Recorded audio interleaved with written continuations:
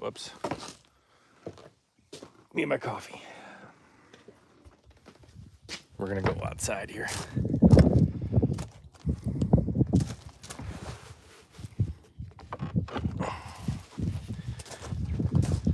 Well, good morning, everybody. How's everybody doing? Good morning, Mary. Make sure to let me know if anything cuts out or, if anything starts going glitchy.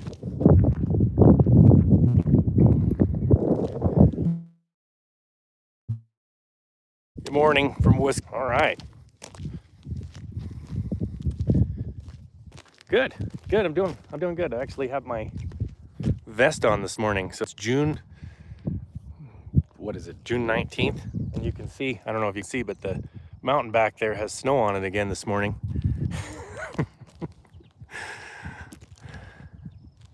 Good morning from Nebraska. Good morning.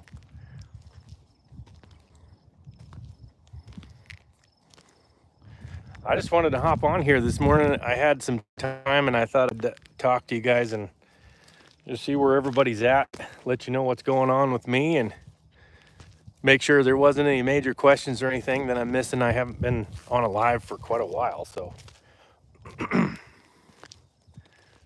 Good morning from Idaho. All right. Texas. I bet it's hot down in Texas, huh? It's not hot here. We're talking, it's about 40, 44, something like that degrees right now.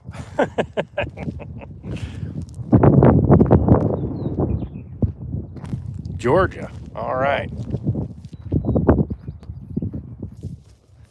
And wave at the neighbor there. 80 degrees in Illinois. Wow. Headed for 90s. It's supposed to be warm today, meaning like 60. And then by the end of the week, it's supposed to be like 82 or something, but I'm guessing.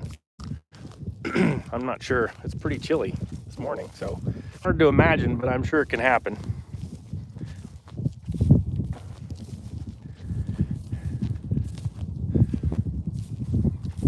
So much, all the stuff that I'm doing, about ranching and everything. And I heard something yesterday that got me thinking again about, right now kind of seems,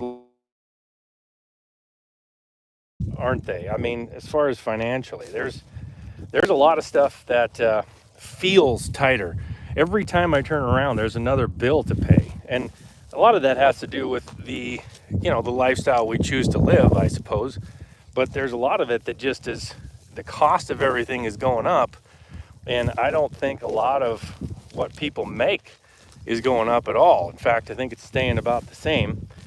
And that discrepancy is really causing a lot of problems. I mean, employers are having to figure out how to raise wages and not being able to. And oh, Germany, welcome. What time is it over in Germany?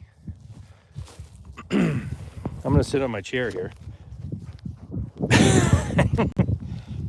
It's kind of wet, but that's all right.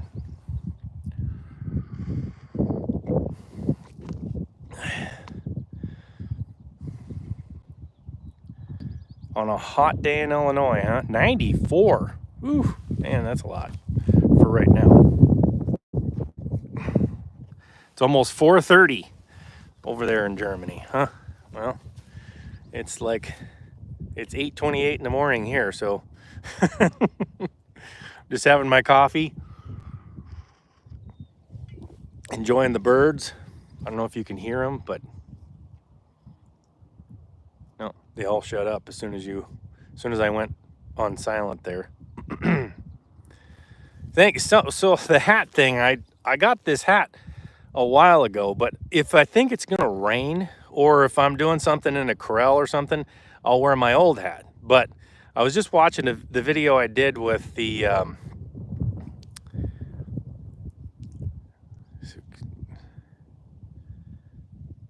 can rent my house. Oh, wow. So my old hat, I was watching as I edit a video, because I'm editing, a lot.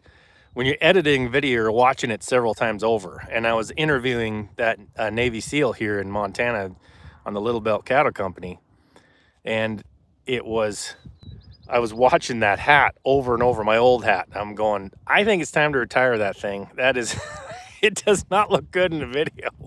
I mean, there's some things I'll still use it for. Like I haven't posted this video yet, but I was helping on the Boone and Crockett Club ranch here in Montana, and we were in corrals and up in a semi, and I dropped that hat actually in 3 inches of soupy cow crap, and I was really glad.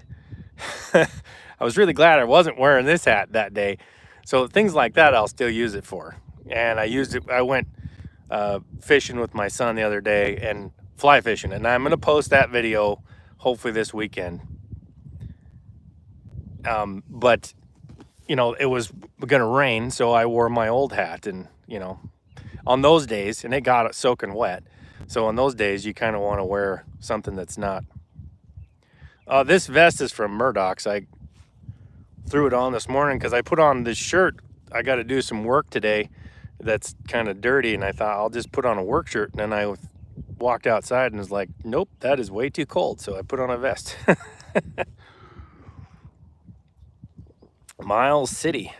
All right, welcome. So I tried to clean my old hat, but it is so sweated up. It's so like locked in there. The grime and oils and stuff are locked into the hat. I can't get it clean. I tried all kinds of cleaners. I even took it to somewhere. Calabar is doing well, but I've been editing this whole last week, so he's not doing much of anything, which he's probably happy about. But my son was over there, and Calabar he was making it really hard for him to catch any horse. So if I go to catch Calabar, he will, Calabar doesn't like to be caught by me because he knows he's going to have to go do some work. But Heston, he'll run right up to him and kick all the horses out of the way so that he can only catch him. Well, it's cold here because it's June in Montana. It's just the way it is. I made a little video the other day and posted it. I've seen snow in every month of the year here, even in July. I think I've only seen snow once in July, but every other month, like June and August, I've seen lots of snow. And I mean, snow several times, in those. Oh, yeah. Okay. From Helena. Leased horses from my dad. How are you doing? Yeah, 48 for a high yesterday. It was cold yesterday. That's for sure.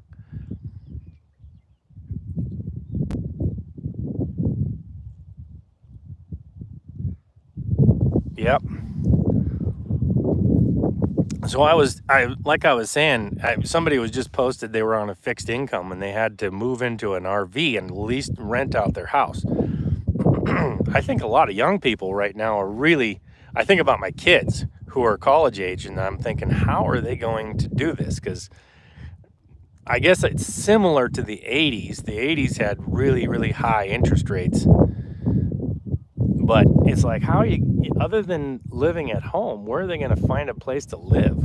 Living expenses are massive out here. Oh, somebody wants to know what music I like. If I have a chance to listen to music and stuff, I typically listen to a podcast. So I don't listen to a lot of music, but you would not. Chris Ledoux, somebody mentioned Chris Ledoux, is more my style than typical country music. My kids, they love country music, but I am not.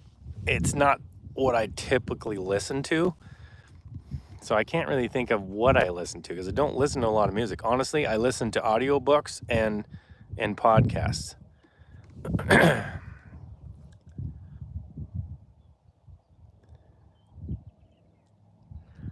Somebody asked about getting land. Oh man, land. They're not making any more of this stuff. And I don't have land. Well, I have 12 acres is all I have. My dad has land. He's got a few hundred acres, and he runs a horse leasing business, and and some cows, and that's really the land we have. Land is very difficult to get into. I talked about that a little bit in my video with the Navy SEAL Greg up there on the Little Belt Cattle Company, and it's ranching has become a very, very difficult thing to get into because of land and the cattle. Cattle are expensive right now. I mean, horribly expensive. So trying to buy cattle right now to start, I don't know. So somebody asked, would you like an intern to do your camera work? You know what I need a paid intern for is editing. I cannot do enough filming. I've got so many ideas and stuff that I need to film, and I do not have an editor, but they would have to live, and I'm looking for one seriously right now. I need an editor, but they have to live in the area from Bozeman to Helena area, somewhere in there, because they have to be able to meet up with me and come down here and edit for a couple days a week. And then they can edit at home too, but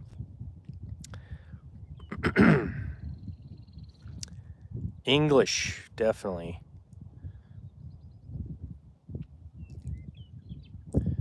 Yeah. Land prices are really high all over. Land prices in Montana are very high, and so are housing prices. Housing has gotten out of control. And one of the things that I've learned, just because I like to delve into things and kind of figure out what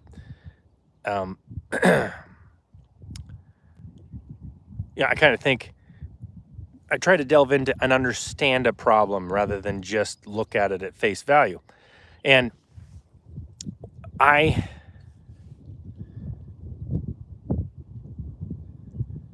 are you in, somebody said they're for editing. Are you in this area?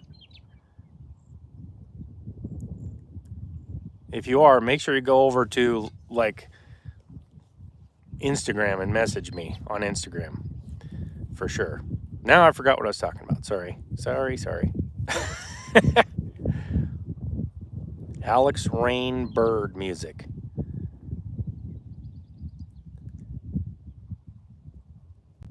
No, we didn't get frost this morning. Somebody asked if we got frost.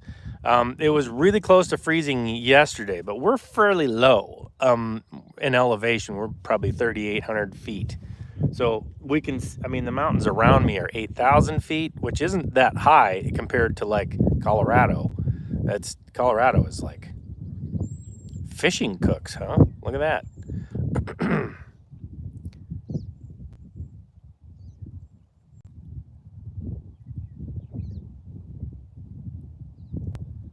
Yeah, land is so outrageous. And one of the things about land is that, so I didn't understand this, but when you get a loan on land or a house, the bank doesn't loan out the money they have in their deposits. What I mean by that is, like, when you deposit money in the bank, like you're keeping your money in the bank, I understood that they were taking that money and using that money or money from the Federal Reserve or something to give out loans. And they only need 10% of what they have loaned out in the bank, so they only need a 10% basically equity. But that's not what they do. They actually loan out brand new money that's created out of thin air. So when we had this housing bubble, and a lot of that is because people were buying homes to put as VRBOs and stuff like that, so, or Airbnbs. So you have a lot of homes that were sold that doesn't equal the population, meaning the population wasn't increasing that much. There's a bunch of houses now that are kind of vacation homes for Airbnbs and stuff like that. So that was causing that housing bubble. Well, you got this housing boom. When a bank makes a loan out for a housing boom, they create money out of thin air to give that person for the loan, which means they add that many dollars. So if you have a $400,000 loan, you actually create $400,000 in the system of the money supply, the overall money supply that wasn't there before. Well, if you imagine how much money that is over the course of our country, that's an enormous amount. So that causes direct inflation because it's that money was created to buy an existing asset, which means it's something that already existed. So if banks loan out money to a business for a business loan to create, jobs, wages, industry, maybe a startup, they're purchasing things that actually go back into the GDP, then that is actually good money. It doesn't cause inflation. Well, I lost my microphone.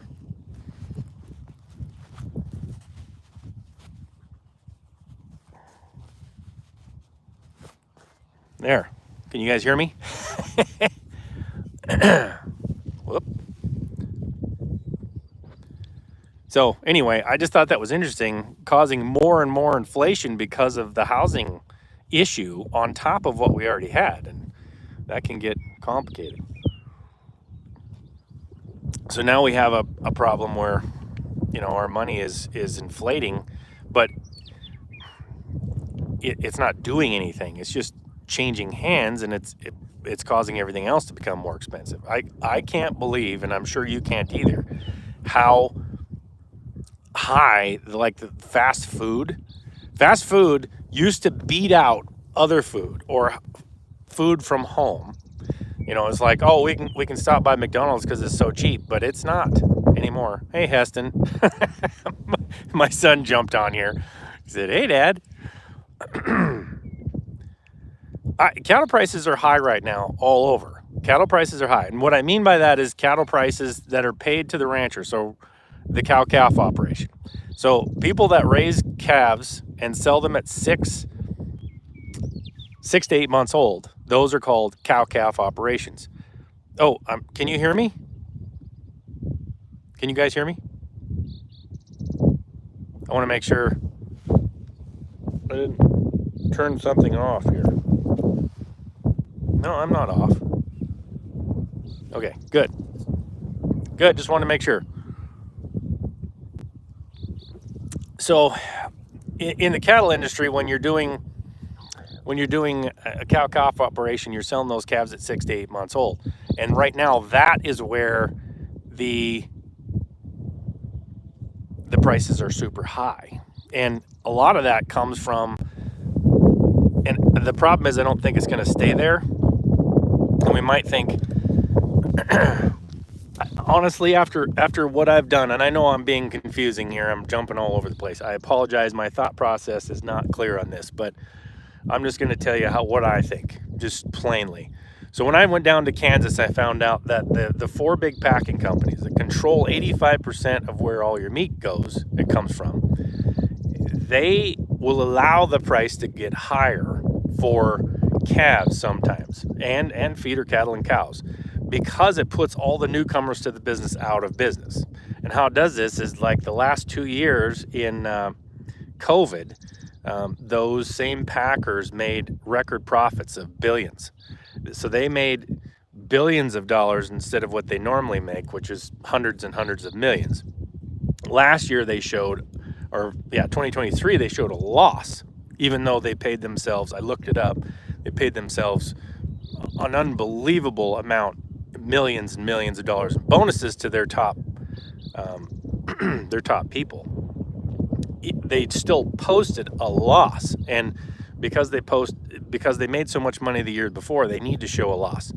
So these guys are okay with driving that price up right now because they don't need to make a humongous profit, even though they'll still all make millions of dollars. Their company won't make a huge amount of money showing on taxes, and because the prices are high, they're having to pay more for cattle. But they're willing to go out there to the stockyards and the auction yards and bid these cattle up so that people have to pay more for them right now. And that's because during COVID, the USDA saw this problem that we all of a sudden didn't have beef on the shelves. And that's because we had a couple of packers. When all of our meat goes to 4 people, if anything goes down, any one plant goes down, which one did, during COVID, somebody had to shut down. Well, then your supply is done. I mean, because everything goes through the same thing. So when the USDA saw this, they put out a whole bunch of grants to start new packing plants. Well, packing plants are the ones who buy cattle from the feedlot and sell it to the retailers like Walmart, Kroger, Albertsons, things like that. So the USDA is thinking kind of correctly. They're thinking, okay, let's put money towards people starting packing plants to compete with these big guys. But the problem is they can't compete with the big guys. The big guys are billions of dollars. The little guys aren't anywhere near that, so they can't compete with that. So what happens is then if they can raise the price, because the big guys can, we're talking Cargill, Tyson, those guys, they can afford to take that price high and make less money right now because they made so many billions of dollars during COVID. But the little guys can't afford to pay that much for their cattle. So, and the ranchers are going, okay, instead of selling to this small packer over here that's more work, it's a little more effort to get to sell to them. They don't really have a whole lot of outlet for their cattle yet. We're just going to sell them right through the straight market because it's really high. So guess what? The small packers don't get the cattle, and they have to pay so much for the cattle they get that they can't make any money on them when they do try to sell them. So obviously the price can go high for a little while, and it only benefits the big packers in the long run. So as soon as they put them all out of business, then they can go right back to the prices they were, and they'll cut that price down. The problem is right now we're at record high prices to ranchers. Ranchers are getting record high prices for the cattle, and yet they're record low net profit. Now, how does that work? Well, that's because the cost of everything, like we were just saying, the cost of fuel, cost of insurance, the cost of any loan, so anything with an interest rate just skyrocketed.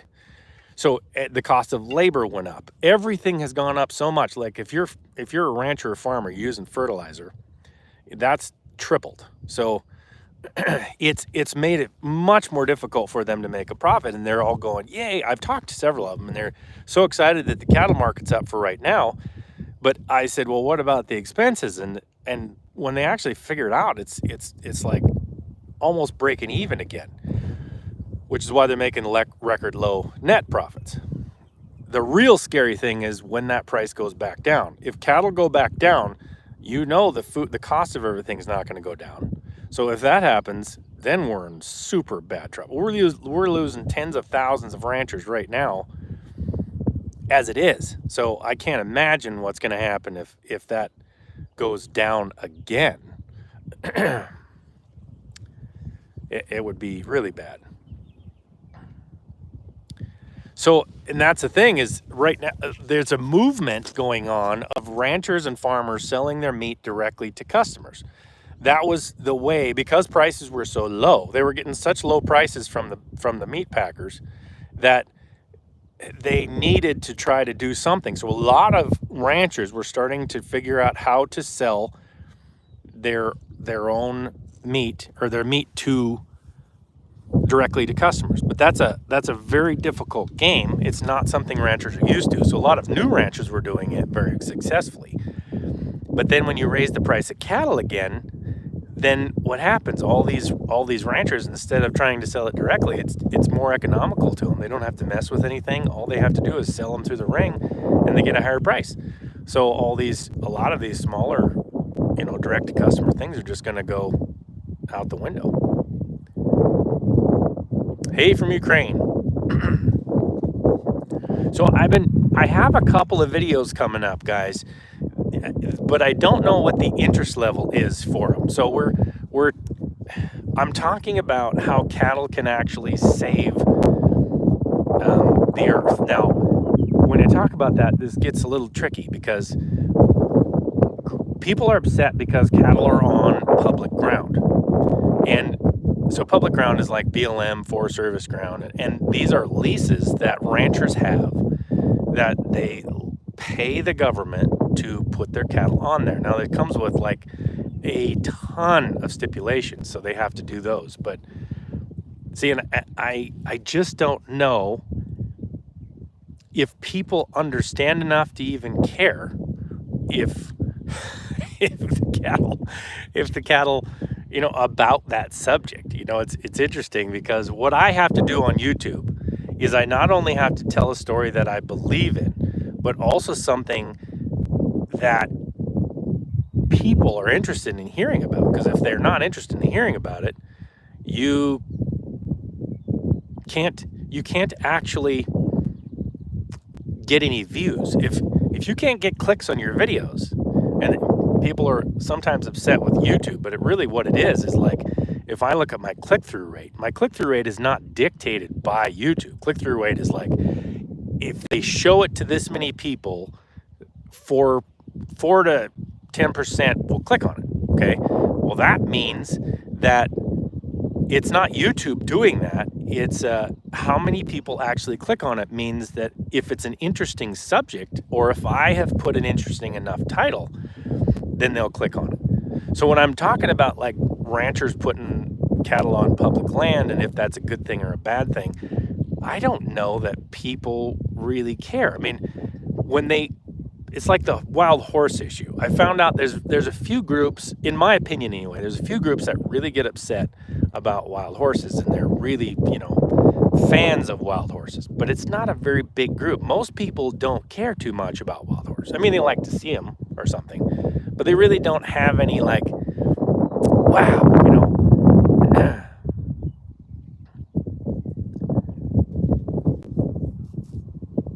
it doesn't capture them when they see it in a thumbnail. So it's interesting to see like how all these issues out west are major issues. Right now, there's a movement all the way across the whole United States, and probably elsewhere too, probably around the world, that eating plants is better than eating beef. And that's a tactic.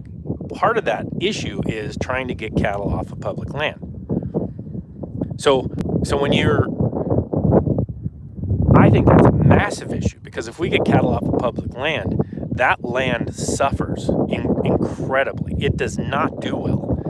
I mean, so we used to have buffalo. We used to have buffalo on all of our public land. They ran wild herds of 100,000 plus. There's stories of people that in the Old West that they wrote in their journals where they would take 3 days for a herd of buffalo to go by them. Can you imagine what a herd of 100,000 buffalo does to the land? I mean, people come out to public land and they're like, oh my word, the grass is eaten off. It's terrible. And a herd of 100,000 buffalo, they made some damage. I mean, it looked probably churned up and almost farmed. I mean, you could probably track those things with a blindfolded. I mean, it's incredible. So when we look at what cattle do to the land, I don't think we understand we should be replicating what the buffalo are doing, because the more we learn about how they interact with the ground, what they did to the ground, the better it is for the ground. In fact, all the animals don't even like it when we take that off. So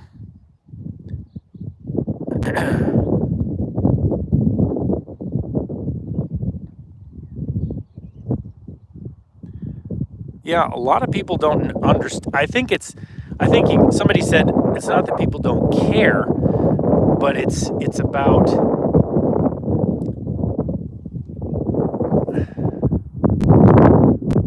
that the fact that they don't know anything about it. And that's true. But how do I, it's like a question of how do you make content for somebody who doesn't even know that they should, educating people is like, making educational content is tricky because nobody wants to go to school. You have to actually want to learn what I'm teaching, or you don't get, you don't have any reason to watch it. So yeah, so I mean, this land here is part of my land, but it's got, it's got cactus, and it's got grass and bare patches of ground and different plants in it. This is a type of sagebrush right there, that silver sage. This is another type of sagebrush. All of these plants they need to be trimmed off. They need to be, basically just like you would with your lawn. They need to be mowed, they need to be fertilized, and they need to be aerated and, churned up. And that's what these large animals like buffalo and cattle do on public land, is they fulfill that part of the ecosystem. If you don't have them, the Smithsonian did a study out here in eastern Montana, and then an outfit that's, I'm sure, very much against bison, or I mean, very much against having cattle anywhere. It's an outfit, and it's a university on the East Coast. It's environmental something. Anyway, they just put out a study that showed that there's 170 bison that were released in a mountain range in Europe, and they're all excited because of how much carbon they sequester. So bison, buffalo, which is the same thing, and cattle, they actually sequester carbon in the soil. So they take carbon out of the atmosphere and put it in the soil. And how they do that is they create I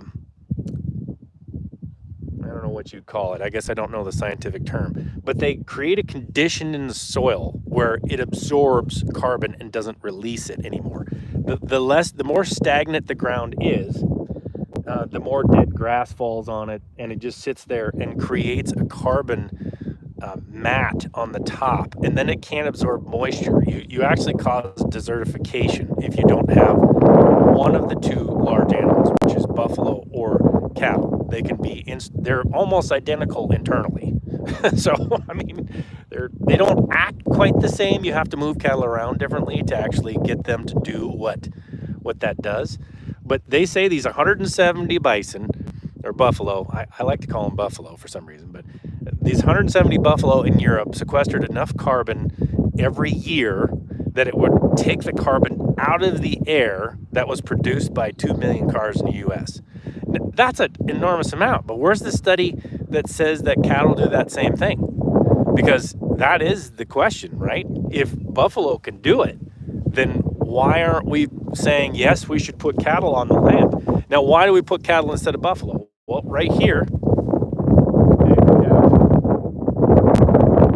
have an area that I don't think, you're not going to put bison here.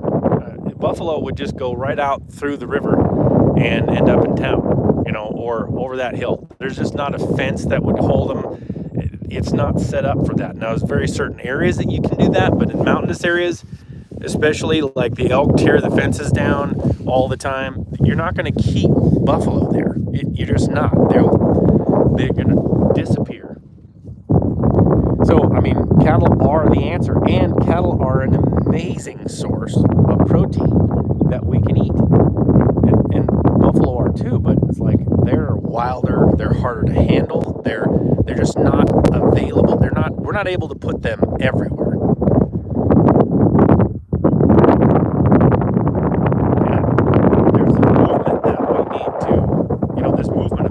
Mondays, in schools, things like that. It's like saying that meat is bad for the environment, and it's actually a good thing. And there is nothing, just so you know, there's nothing that can replace that top ungulate. Ungulates are, I shouldn't say that because I don't know exactly what ungulate is, but cattle and buffalo are ungulates. So we need either cattle or buffalo. That top animal, that heavy animal, is the one that eats this rough grass and stomps it in the ground, fertilizes it with are you hearing wind? Usually this thing definitely has it. Huh. Okay, well, I'm sorry. I don't know. It must be reading from it's not reading from my mic on my chest here, because if it was that thing doesn't, I mean, you can stand in a 25 mile an hour wind and it'll handle the wind just perfect. So it must have been just perfectly blowing into the microphone there. Anyway, yeah, if you take those big top animals off of the land, the elk don't want to use it, the deer don't want to use it, and eventually you lose the birds and everything. So anyway, sorry about the wind, guys. So I'm in Montana.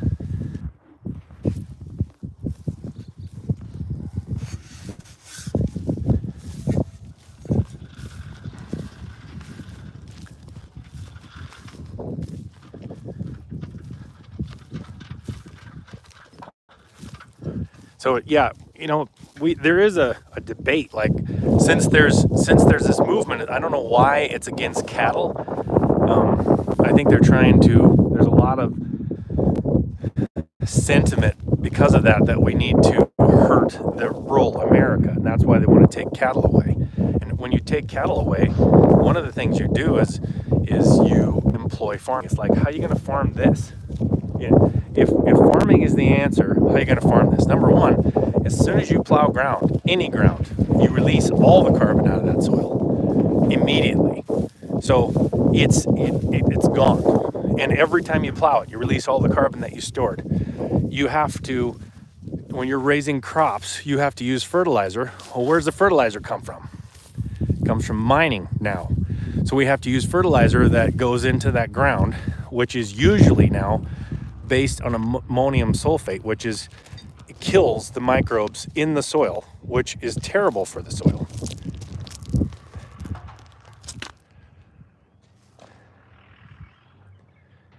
That's better. I'm sorry, I thought for sure. I've never had this microphone have a problem with wind before, so.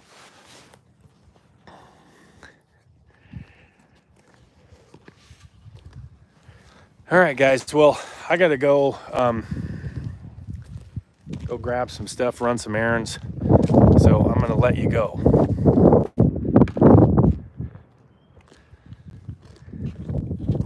What are you doing? Moving? Yeah. Cold? A little bit. Yeah.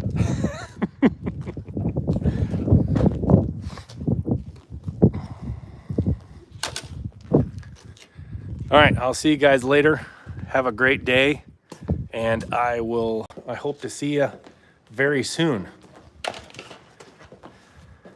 Absolutely. No problem. Thanks for being on here.